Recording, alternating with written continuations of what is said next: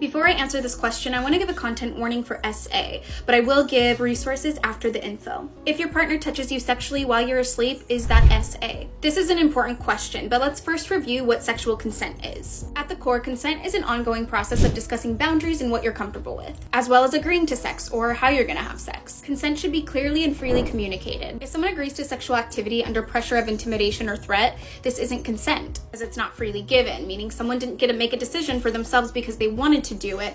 They might be making that decision because they feel pressured to. Consent should happen every time for every single activity. So consenting to one activity one time does not give someone consent for other activities. For example, maybe you consented to sexual touching earlier in the day. That doesn't mean you are consenting to sexual touching at night or while you're asleep. Also, consent can't be given by individuals who are intoxicated or incapacitated by drugs or alcohol, or by people who are asleep or unconscious. With all of this in mind, it's not okay to sexually touch a partner while they're asleep. It's a violation. It could be crossing boundaries. There's no consent. And yes, it could be considered SA.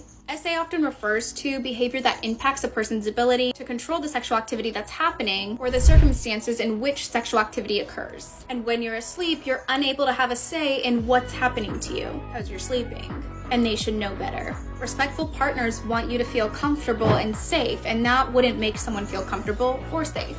Here are some reminders. Everyone has the right to decide what they do or don't want to do sexually. Not all SAs are violent attacks. An SA can occur between people who have been sexual with each other before, including people who have been dating for a long time, or even married. If you've experienced SA or a situation like this, know that it's not your fault, and it's okay to have complex or conflicting emotions. It might take time to process what's happened. There might be shock, you might feel angry and confused. Maybe you feel guilt or shame. And though it may feel like it, you don't have to experience these emotions or process it on your own.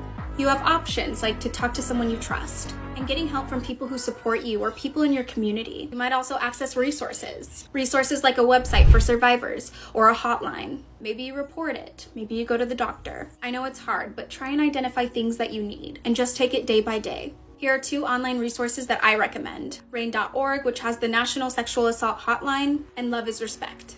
They have great resources on their website like identifying relationship red flags or understanding the different types of abuse and what to do.